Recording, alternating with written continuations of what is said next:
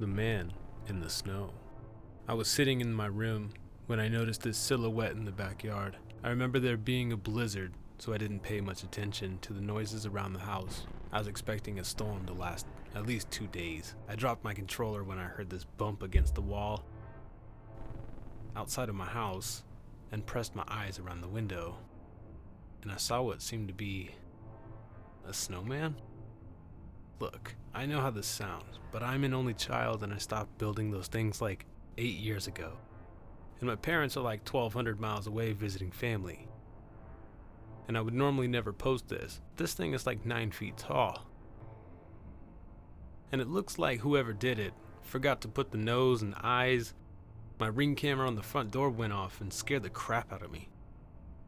I swear that camera picks up anything and sends it to me. When I looked out my window again, my heart froze. The snowman had eyes after all. He was just facing the other way. The worst part is it seemed like he had gotten even closer.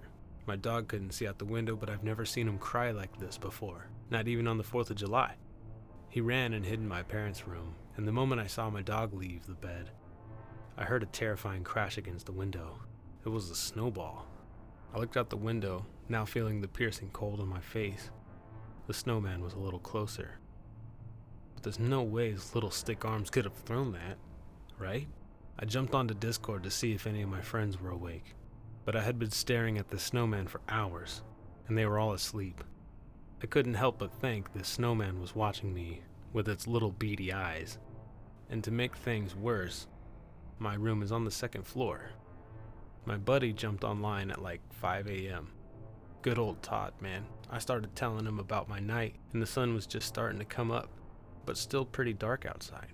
I told him I would buy him pizza if he brought some gasoline and a Zippo to my house. He was certainly confused, but now he's at my door, and I'm worried if I look away, the snowman will move again like that creepy SCP monster. I knew if I was to survive, I would have to open the door. So I ran to the door, unlocked it, grabbed Todd, and we ran back to my room.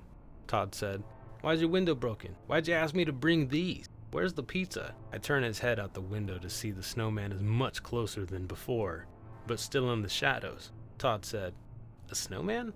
Then he hopped out the window onto the roof, and he was like, "Dude, this thing is huge." And he was right. It was about 10 feet tall now, and its head was just about eye level with my window. I screamed for him to come back inside, realizing if he had broken my window with a stupid snowball before that, he could probably do much worse now.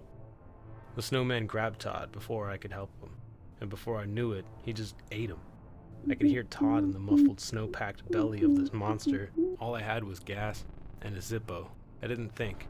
I lit my entire house on fire and ran to my neighbor's house to call the cops. After all the investigations were over, my parents came back to this concrete slab on the ground. They told me when they found Todd he was frozen, as if he'd been in the snow for weeks, but he was right next to the burnt house. I'm guessing the son of a bitch melted, but I don't know how my friend froze so quick, and I fear now when the snowman will strike again.